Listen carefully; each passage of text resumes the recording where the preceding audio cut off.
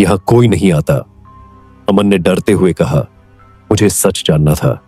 मैं बस यहाँ देखना चाहता था कि ऐसा क्या है इस हवेली में जो लोग इसका जिक्र करने से भी डरते हैं। मैं देखना चाहता था कि सच में इस हवेली में कोई भूत है। उस आवाज ने कहा, यहाँ सच जानने की कीमत चुकानी पड़ती है। अचानक अमन को ऐसा महसूस हुआ जैसे कोई उसका गला दबा रहा है। उसने अपनी पूरी ताकत से खुद को छुड़ाने की कोशिश की और किसी तरह दरवाजे तक पहुंचा। दरवाजा अब खुल चुका था। अमन भागकर बाहर निकला और सीधा घर पहुंचा। अगली सुबह गांव वालों ने देखा कि अमन हवेली के बाहर बेहोश पड़ा हुआ था। उसकी आंखों में सिर्फ और सिर्फ डर था। वह बार बार एक ही बात कह रहा था, उस दरवाजे को मत खोलना, वहां कुछ ऐसा है जो इंसानों से परे है। आज भी राजपुर गांव के लोग उस हवेली से दूर रहते हैं।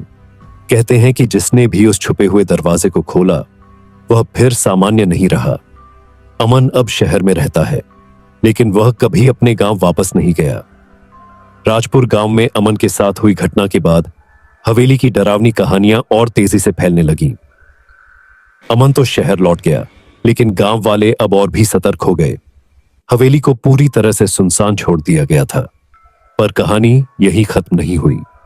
अमन के दोस्त राजेश को अमन की बातें हजम नहीं हो रही थीं। राजेश ने सोचा, शायद अमन डर के मारे कुछ ज्यादा ही सोचने लगा। आखिर हवेली में ऐसा क्या हो सकता है जो इंसानों को नुकसान पहुंचाए। एक रात जब चांदनी चारों तरफ फैली हुई थी और पूरा गांव गहरी नींद में था, राजेश ने अपने दो दोस्तों दीपक और रोहित के साथ हवेली जाने की योजना बनाई।